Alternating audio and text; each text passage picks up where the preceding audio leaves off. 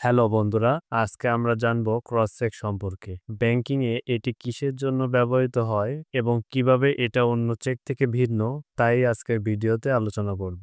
তাই আপনি যদি ক্রস চেক সম্পর্কে জানতে ইচ্ছুক হন, তাহলে ভিডিওটি আপনার জন্যই। ক্রস চেক হলো এমন একটি চেক যেখানে চেকের বাম দিকে উপরে বা মাঝখানে দুইটি সমান্তরাল দাগ থাকে।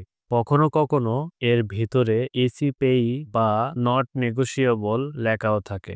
স্ক্রিনে আপনি এমন দুইটি দাগ সম্পন্ন চেক দেখছেন। এই চেকগুলোই মূলত ক্রস চেক।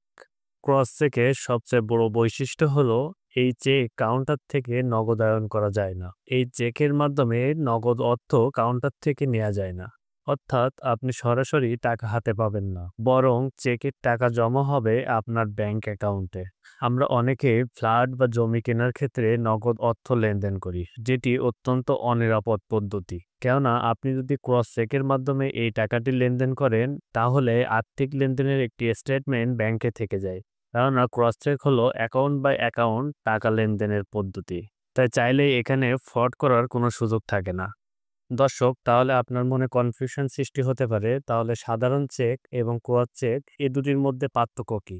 সাধারণ ও বেয়ারার চেকের মাধ্যমে নগদে সহজে টাকা উত্তোলন করা যায়, তবে এক্ষেত্রে নিরাপত্তা তুলনামূলক কম। আর ক্রস চেকের মাধ্যমে সরাসরি নগদ অর্থ উত্তোলন করা যায় না।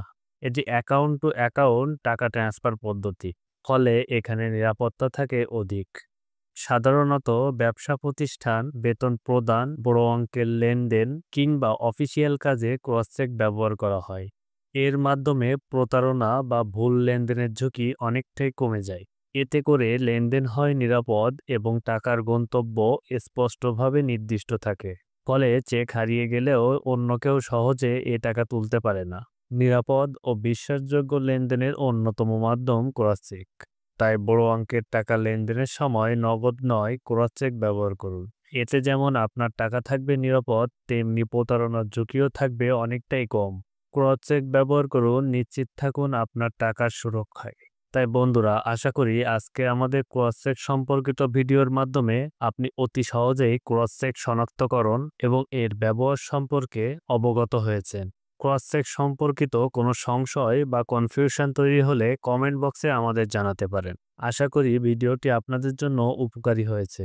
যদি ভালো লেগে থাকে লাইক এবং সাবস্ক্রাইব করতে ভুলবেন না। ধন্যবাদ।